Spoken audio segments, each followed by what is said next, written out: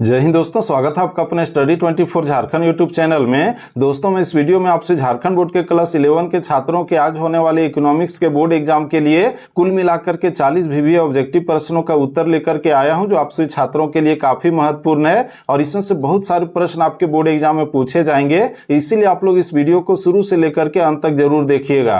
तो दोस्तों चलिए हम लोग आगे बढ़ते और एक एक करके सभी 40 ऑब्जेक्टिव प्रश्नों के उत्तर को हम लोग देखते हैं। और बच्चों इसमें आपका पहला प्रश्न पूछा गया है कि वेल्थ ऑफ नेशंस पुस्तक के लेखक कौन है। तो दोस्तों इसका जो सही उत्तर होगा आपका ऑप्शन नंबर बी होगा, एडम स्मिथ। और इसके बारे में हम आप लोगों को बता दें कि एडम स्मिथ को आधुनिक अर्थशास्त्र का जनक भी कहा जाता है और उन्होंने 1776 में द वेल्थ ऑफ नेशंस नामक पुस्तक लिखी, जिसमें बाजार के अदृश्य हाथ की अवधारणा दी गई है। तो इस तरह से हम लोगों ने पहले प्रश्न के उत्तर को देखा। इसका दोस्तों आपका दूसरा प्रश्न पूछा गया कि सांख्यिकी का सरल अर्थ क्या है। तो दोस्तों सांख्यिकी का जो सरल अर्थ है इसका सही उत्तर होगा ऑप्शन नंबर ये, आंकड़े। यानी कि सांख्यिकी का सामान्य अर्थ संख्यात्मक जानकारी या फिर आंकड़ों का संग्रह और विश्लेषण होता है। इसका दोस्तों आपका तीसरा प्रश्न पूछा गया कि भारतीय सांख्यिकी संस्थान कहाँ स्थित है। तो दोस्तों भारतीय सांख्यिकी संस्थान जो है वो जो है आपका कोलकाता में स्थित है, यानी कि इसका सही उत्तर होगा ऑप्शन नंबर डी। और दोस्तों ये जो है इसकी स्थापना 1931 ईस्वी में की गई थी, समझ गए। तो इस तरह से हम लोगों ने तीसरे प्रश्न के उत्तर को देखा। इसका दोस्तों आपका चौथा प्रश्न पूछा गया कि प्रकाशित आंकड़े होते हैं, क्या होते हैं। तो इसका सही उत्तर होगा आपका ऑप्शन नंबर सी, गौण आंकड़े होते हैं। इसका दोस्तों आपका जो अगला प्रश्न पूछा गया है कि स्वयं एकत्रित आंकड़े कहलाते हैं, क्या कहलाते हैं। तो इसका सही उत्तर होगा आपका ऑप्शन नंबर ये, प्रारंभिक आंकड़े। इसका दोस्तों आपका अगला प्रश्न है कि संगणना विधि उपयुक्त है किसके लिए। तो ये जो है आपका ऑप्शन नंबर ये में जो हम लोग देख रहे हैं जिसमें दिया गया सजातीय संपत्ति के लिए, तो इसका सही उत्तर होगा ऑप्शन नंबर ये।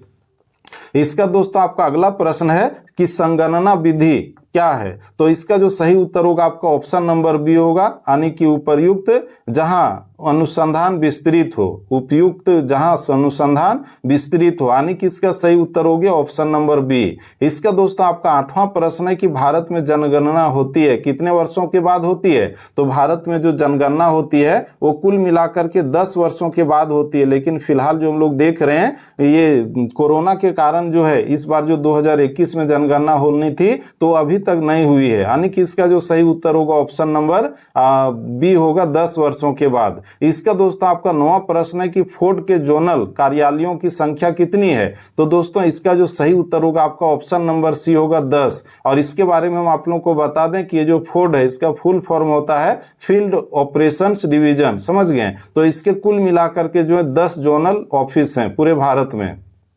इसके बाद आपका 10वां प्रश्न है कि वर्गीकरण का उद्देश्य है, क्या है वर्गीकरण का जो मुख्य उद्देश्य है। तो आप लोग जो ऑप्शन नंबर सी में देख रहे हैं, यानी कि ए और बी दोनों होगा, इसका सही उत्तर होगा, जिसमें आपका दिया गया क्रमबद्ध व्यवस्थीकरण और बी में आंकड़ों का ज्ञान। तो इसका सही उत्तर हो जाएगा ऑप्शन नंबर सी, ए और बी दोनों। इसका दोस्तों आपका जो अगला यानी कि 11वां प्रश्न पूछा गया है कि कॉलम और पंक्तियों के रूप में आंकड़ों का क्रमबद्ध व्यवस्थापन कहलाता है क्या। तो इसका सही उत्तर होगा आपका ऑप्शन नंबर ये, सारणीकरण। इसका सही उत्तर होगा ऑप्शन नंबर ये। इसका दोस्तों आपका 12वां प्रश्न है कि आंकड़ों की चित्र में प्रस्तुति कहलाती है, क्या कहलाती है। तो वह जो है प्रस्तुतिकरण कहलाती है, यानी कि ऑप्शन नंबर सी सही होगा। और इसके बारे में हम आप लोगों को बता दें कि जब आंकड़े ग्राफ, चार्ट या चित्रों के रूप में प्रदर्शित किए जाते हैं तो यह जो है प्रस्तुतिकरण कहलाता है। इसका दोस्तों आपका 13वां प्रश्न है कि आवृत्ति वितरण का चित्रमय रूप है क्या। तो इसका जो सही उत्तर होगा क्या होगा। तो दोस्तों यहां पर जो हम लोग ऑप्शन नंबर 1 में देख रहे हैं जिसमें दिया गया आपका संकलन, बी में दिया गया व्यवस्थिकीकरण और सी में दिया गया प्रस्तुतिकरण, ये तीनों ऑप्शन जो आपका सही है, यानी कि इसका जो सही उत्तर होगा ऑप्शन नंबर डी होगा, इनमें से सभी। इसका दोस्तों हम लोग आगे बढ़ें तो आपका जो 14वां प्रश्न पूछा गया कि किसी ग्राफ में कितने चरण होते हैं। तो दोस्तों ग्राफ में कुल मिलाकर के 3 चरण होते हैं और इसके बारे में बता दें कि ग्राफ बनाने की प्रक्रिया में मुख्यतः 3 चरण होते हैं। डेटा के एकत्रित करना, दूसरा में मापदंड तय करना और तीसरा में उसे ग्राफ पर प्रदर्शित करना। तो इस तरह से हम लोगों ने 14वें प्रश्न के उत्तर को देखा। इसका 15वां प्रश्न है कि किस माप को ग्राफ से नहीं निकाला जा सकता।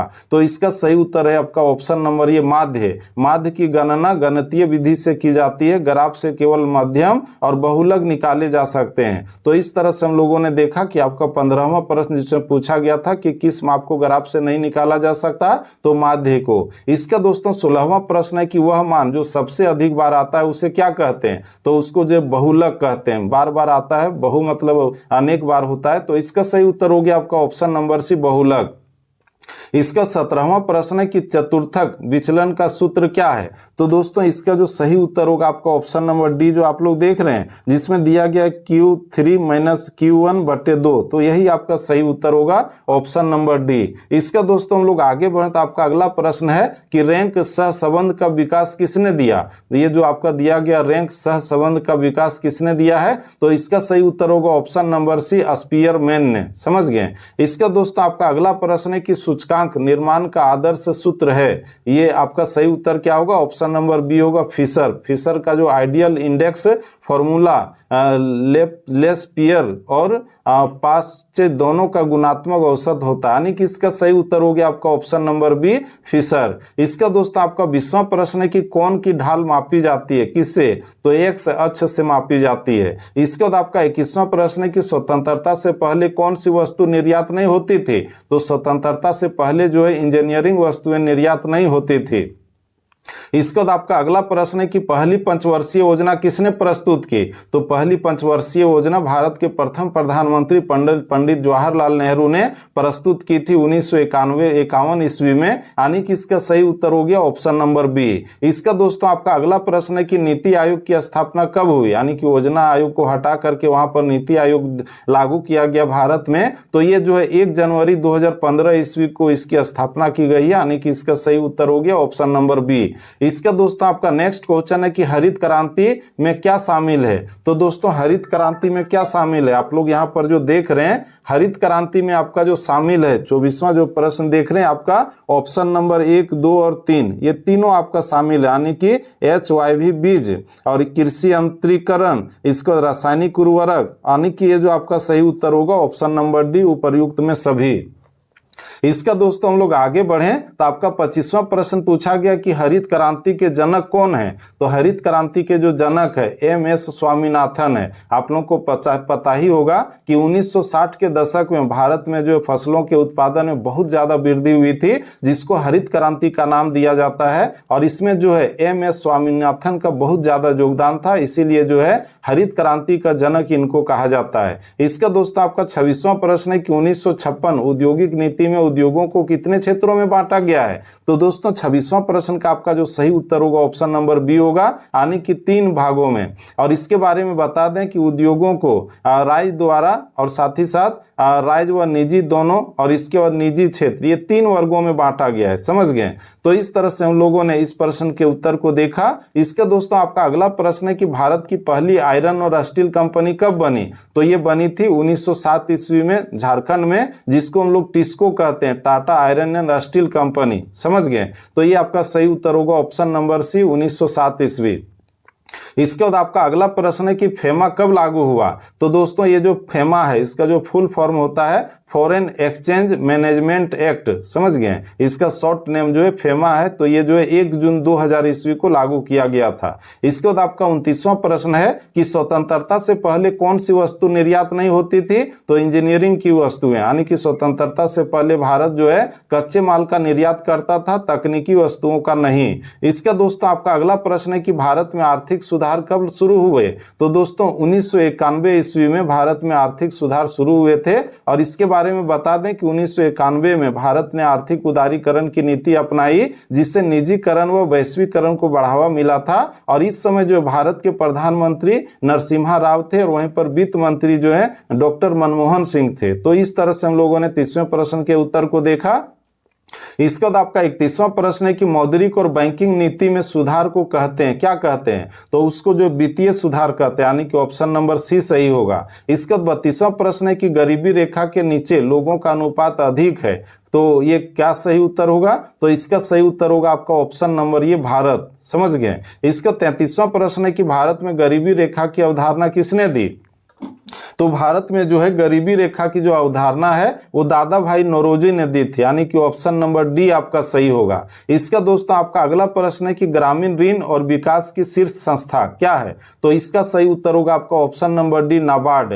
नाबार्ड का जो फुल फॉर्म होता है national bank for agriculture and rural development. समझ गए। तो इसका सही उत्तर यही हो गया आपका ऑप्शन नंबर डी नाबार्ड। इसका दोस्तों 35वां प्रश्न है कि कौन सी संस्था किसानों को प्रत्यक्ष ऋण नहीं देती है? तो इसका सही उत्तर होगा ऑप्शन नंबर ये नाबार्ड। समझ गए। तो ये हम लोगों ने 35वें प्रश्न के उत्तर को देखा। इसका दोस्तों आपका 36वां प्रश्न है कि मानव विकास ज्ञापांक है क्या है? तो इसका सही उत्तर होगा आपका ऑप्शन नंबर डी, यानी कि HDI। HDI का फुल फॉर्म होता है ह्यूमन डेवलपमेंट इंडेक्स। समझ गए। और ये जो स्वास्थ्य, शिक्षा और आय स्तर को मापता है। तो इस तरह से हम लोगों ने 36वें प्रश्न के उत्तर को देखा। इसके बाद आपका 37वां प्रश्न है कि मानव पूंजी निर्माण के स्रोत हैं कौन? तो इसका सही उत्तर होगा उपरोक्त में सभी। यहाँ पर जो हम लोग देख रहे हैं 37वां जो प्रश्न आपका पूछा गया है, तो इसमें जो आपका दिया गया है शिक्षा में निवेश, बी में स्वास्थ्य में निवेश, सी में कार्य के दौरान प्रशिक्षण, तो ये आपका तीनों ऑप्शन सही, यानी कि इसका सही उत्तर होगा ऑप्शन नंबर डी उपयुक्त सभी। इसका दोस्तों आपका जो अगला प्रश्न पूछा गया है कि भारत में ऊर्जा का सबसे बड़ा स्रोत कौन है? तो भारत में जो कोयला ऊर्जा का सबसे बड़ा स्रोत है, यानी कि ऑप्शन नंबर ये सही होगा। और इस कोयला के द्वारा जो है भारत में बिजली का भी उत्पादन किया जाता है। इसका दोस्तों आपका 39वां प्रश्न है कि CFC का पूरा रूप क्या है, फुल फॉर्म क्या है? तो इसका पूरा नाम जो है, फुल फॉर्म जो है वो क्लोरोफ्लोरोकार्बन है। CFC एक रासायनिक यौगिक है जो ओजोन परत को नुकसान पहुंचाता है, और ये जो है ऊपर से सूरज की जो पराबैंगनी किरणें हैं वो पृथ्वी पर आती है, जिससे जो है यहाँ के मानव को तरह तरह के बीमारियों का सामना करना पड़ता है। और ये जो CFC का पूरा नाम आप लोग समझ ही गए होंगे, क्लोरोफ्लोरोकार्बन। ठीक है। इसका दोस्तों आपका जो अंतिम प्रश्न है वो पूछा गया कि चीन की पहली पंचवर्षीय योजना कब शुरू हुई? तो दोस्तों इसका उत्तर हम आप लोगों को बतावें इससे पहले आप लोगों से एक छोटा सा रिक्वेस्ट है कि आप लोग जो है इस यूट्यूब चैनल को सब्सक्राइब करके इसके नोटिफिकेशन बिल को प्रेस करके रख लीजिए, ताकि ठीक इसी तरह से मैं आप लोगों को क्लास 12 में भी हेल्प कर सकूं। तो दोस्तों चलिए हम लोग आगे बढ़ते हैं और आपका जो 40वां प्रश्न है उसके उत्तर को हम लोग देखें। तो इसमें जो प्रश्न पूछा गया था कि चीन की पहली पंचवर्षीय योजना कब शुरू हुई, तो ये जो 1953 ईस्वी में शुरू हुई थी। तो दोस्तों इस तरह से आज हम लोगों ने इस वीडियो में आपसे झारखंड बोर्ड के क्लास 11 के छात्रों के आज होने वाले इकोनॉमिक्स के बोर्ड एग्जाम के लिए कुल मिलाकर के 40 VBA ऑब्जेक्टिव प्रश्नों के उत्तर को देख लिया है। और दोस्तों इसके साथ साथ ही आपका हिस्ट्री और ज्योग्राफी और पॉलिटिकल साइंस के उत्तर को भी इसमें अपलोड किया हूं, तो उसको भी आप लोग देख लीजिएगा प्ले लिस्ट में जाकर के, ताकि आप लोगों को बोर्ड एग्जाम में ज्यादा से ज्यादा अंक हासिल हो सके और आप लोग जो है क्लास 12 में प्रमोट हो सके। तो दोस्तों फिर से मिलते हैं हम लोग नेक्स्ट वीडियो में, तब तक के लिए जय Hind, Vande Mataram, best of luck, धन्यवाद।